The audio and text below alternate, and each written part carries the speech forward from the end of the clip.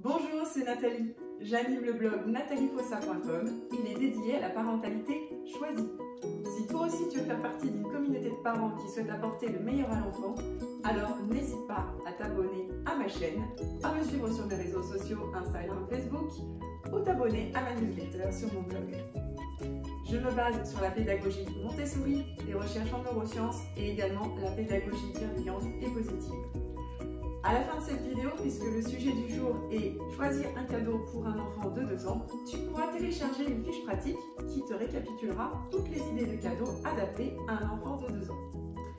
Aujourd'hui, je vais te présenter des idées de cadeaux. Bien sûr, la liste n'est pas exhaustive, il y a beaucoup d'idées. Le but, c'est d'avoir quelque chose d'utile qui va intéresser l'enfant, qui va durer et qui ne va pas se retrouver dans un coin à prendre la poussière. Alors, je vous propose plusieurs thèmes pour un enfant de 2 ans. Tout d'abord, tout ce qui va être motricité, puisque effectivement l'enfant a acquis la marche, mais il va continuer à explorer et à améliorer justement ses capacités physiques et de déplacement.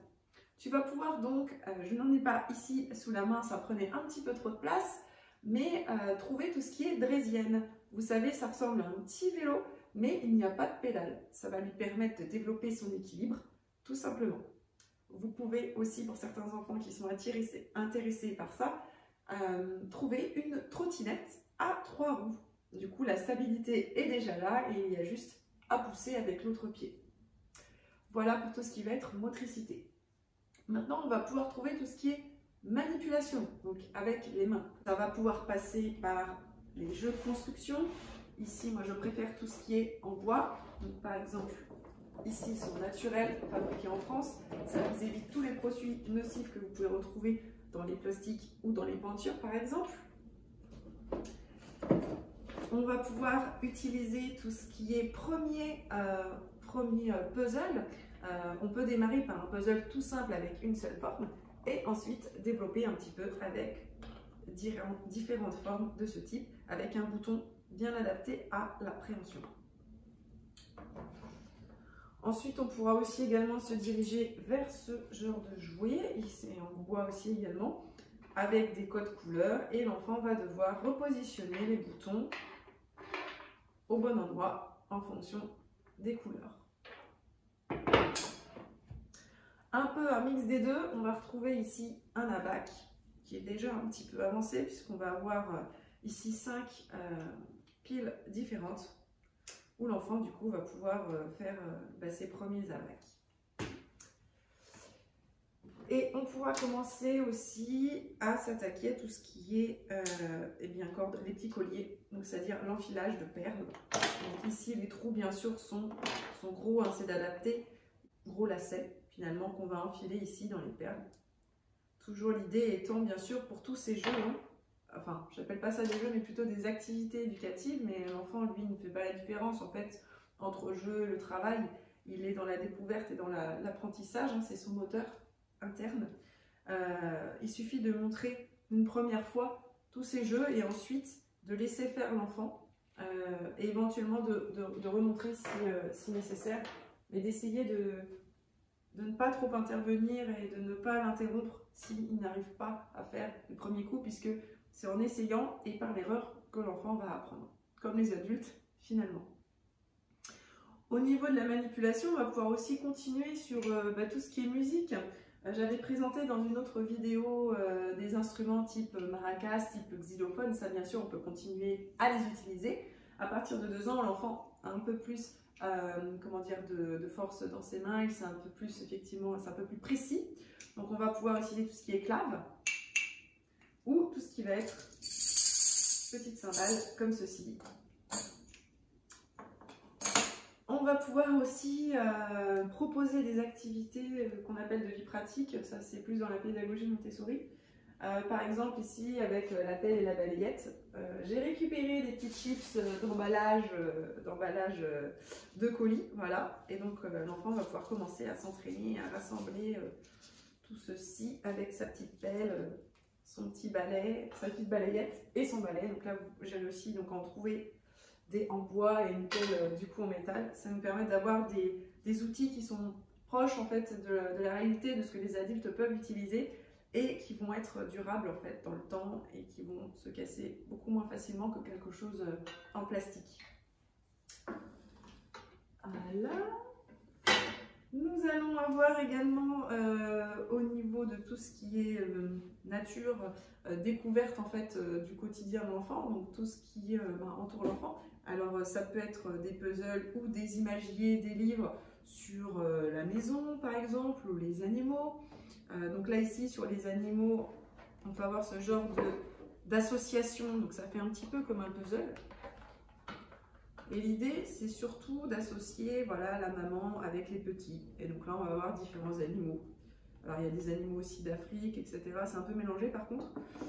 Mais voilà, on peut faire ce genre de choses avec les animaux en premier que l'enfant a le plus de chances de voir dans son environnement direct. Donc par exemple, les lapins, ça, on peut en trouver ici dans nos contrées. En France, il y en a.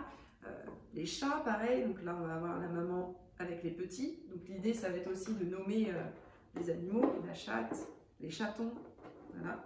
Et puis la pièce voilà, se met facilement. Donc pour le premier puzzle, ça sera plus pratique pour les enfants.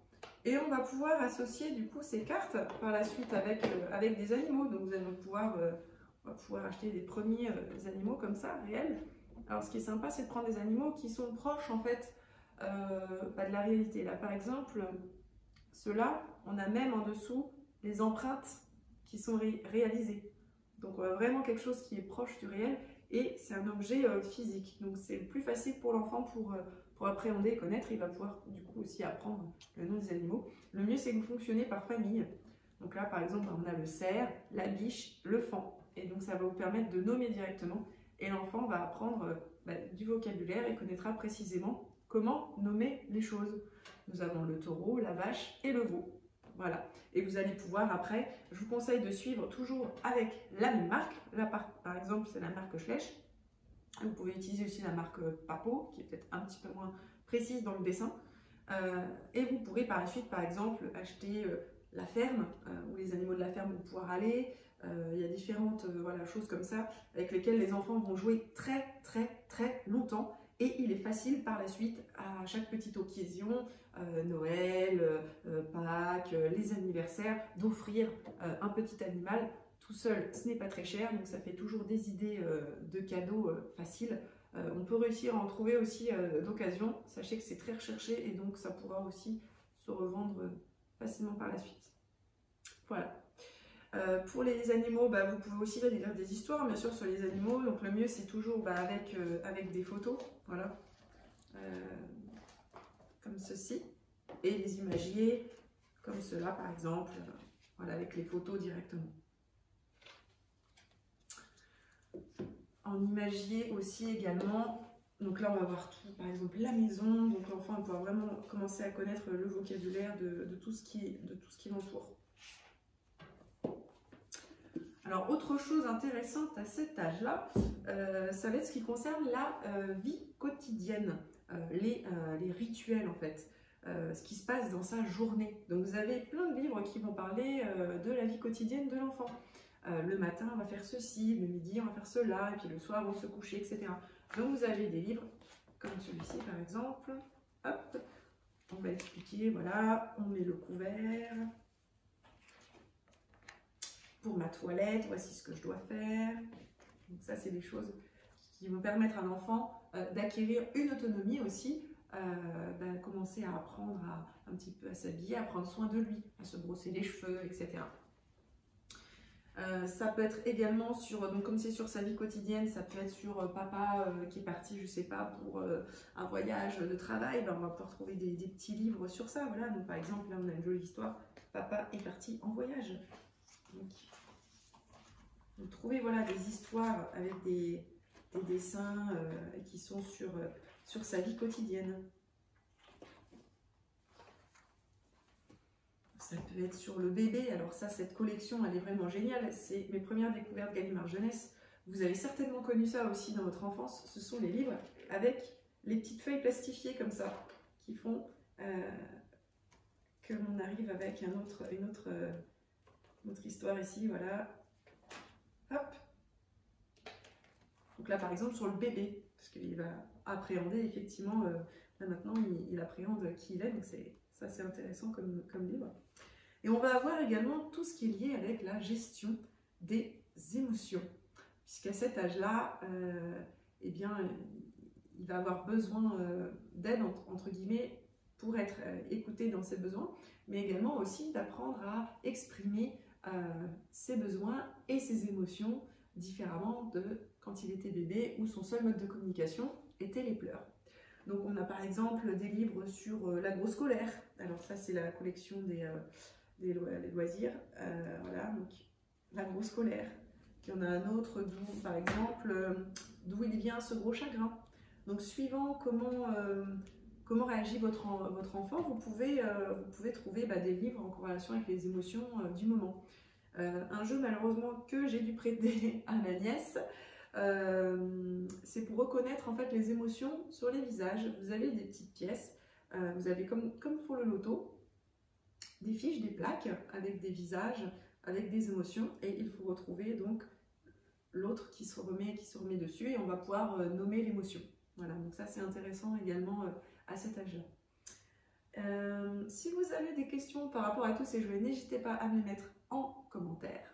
Je vous laisse télécharger la fiche pratique qui vous permettra de retrouver toutes ces idées de cadeaux avec une shopping list bien évidemment. Vous cliquez sur le lien en dessous de cette vidéo pour pouvoir la télécharger. J'espère que vous l'avez aimé cette vidéo, vous pouvez la liker, la partager et je vous dis à très bientôt.